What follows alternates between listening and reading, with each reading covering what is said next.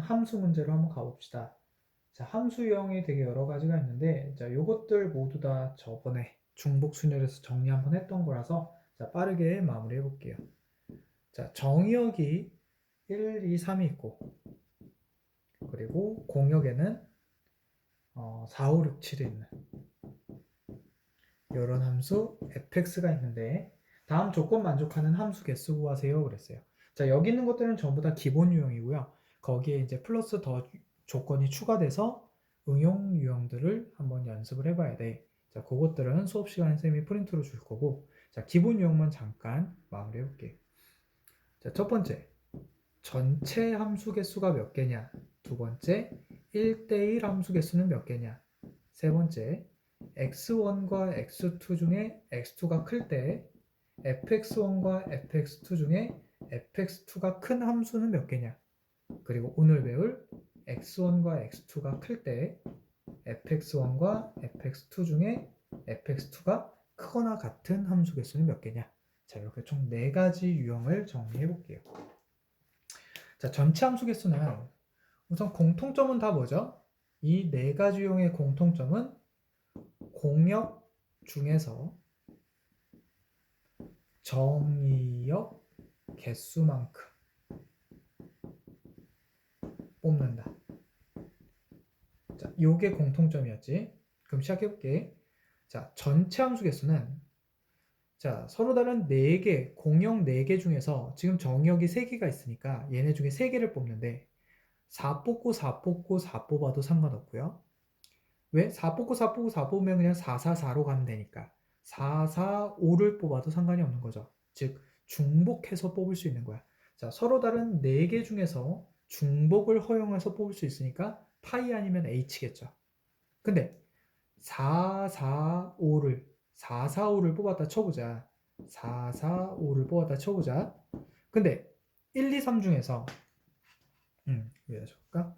1, 2, 3 중에서 1이 4가고 2가 4가고 3이 5가나 1이 5가고 2랑 3이 4를 갔냐에 따라서 달라지는 거죠. 그 말은 나열까지 해야 된다는 거니까 4, 파이, 3이 되겠죠.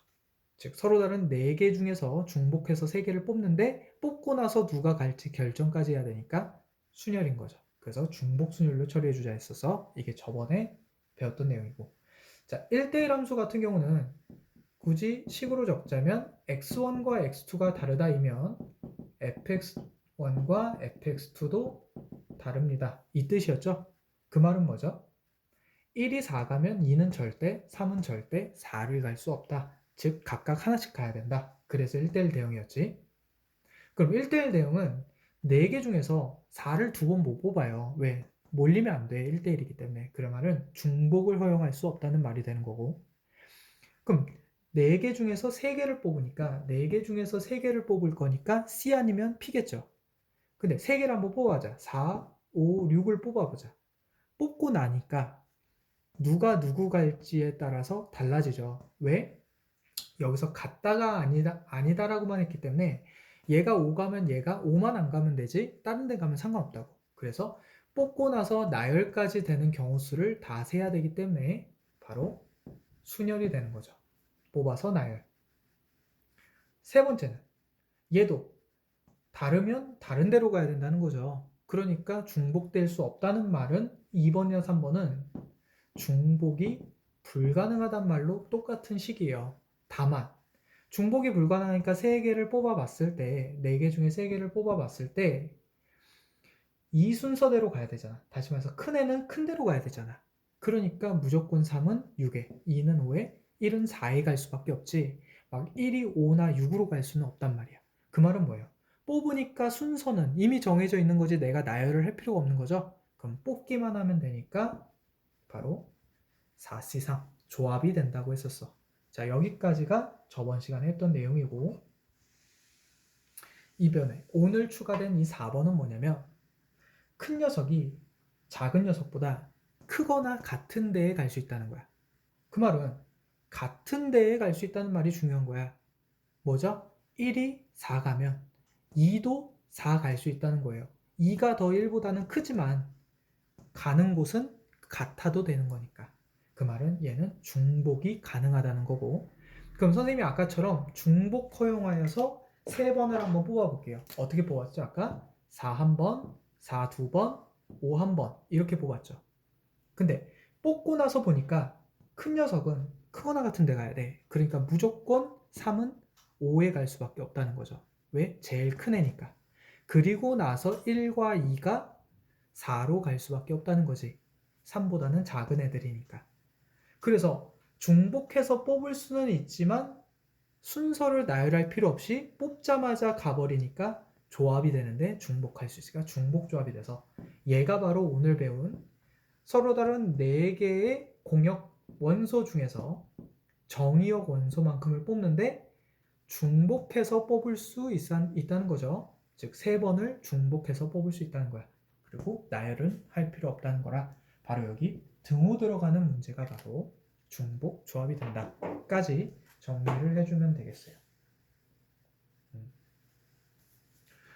그럼 여기서의 포인트는 이 부등호 같은 경우는 부등호 방향이 뒤집어져 있어도 아무 의미가 없는 게 어차피 그냥 작은 데로 가버리면 되죠. 얘가 부등호 방향이 바뀌어 있으면 큰 애가 작은 데로 간다는 거니까 그냥 큰 쪽이 작은 데로 가서 반대쪽으로 가주면 되니까 경우수에 있어서는 크게 문제가 일어나지 않고, 자, 함수 문제에서의 포인트는 바로 이런 것들이 기본기로 해서 가져가고요. 여기다가 어떤 것들이 추가가 되냐면 예를 들어 뭐 F1과 F3을 더하면 뭐 짝수다.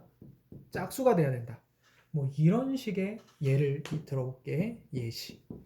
이런 식의 조건이 추가가 된다거나 뭐 또는 F1 더하기 F5는 뭐 3보다 작거나 같아야 된다.